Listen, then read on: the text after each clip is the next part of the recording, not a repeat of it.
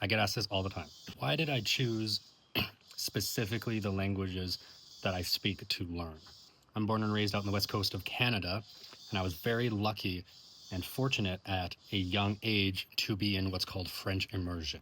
I've been speaking that more or less most of my life.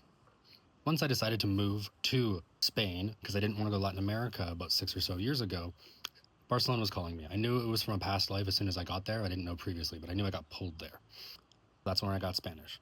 I also did go to university for linguistics. I never got the degree, but I do have some years actually studying linguistics there. My knowledge on linguistics itself is above average, the average individual, which doesn't know very much about phonetics, phonology, or morphology and syntax and stuff. Once I continued my travels, I was working at a hostel. I decided, I was like, well, I can learn a bunch. And once I eventually made the goal of I need to learn 10 by the time I'm 30. I made that goal when I was 25, and I hit it last year when I turned 30. I basically saw how easy Italian and Portuguese were going to be for me to learn because of my Spanish and French background and understanding that they're in the same Romance language there. And that's why it took me 2 hours to understand Italian.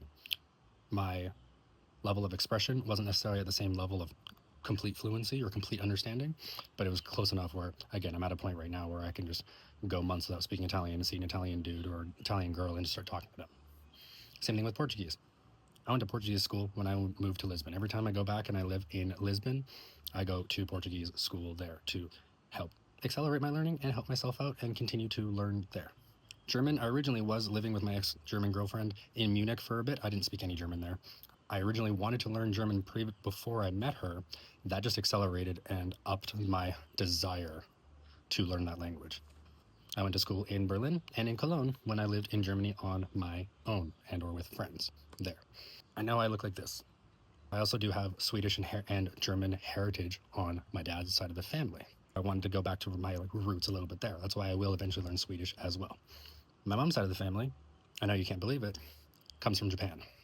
And so, yes, I have a very, very, very little bit of Japanese heritage within me. That being said, yes, I do come from a line of samurais on my mom's side, which I thought was ridiculous my entire life growing up.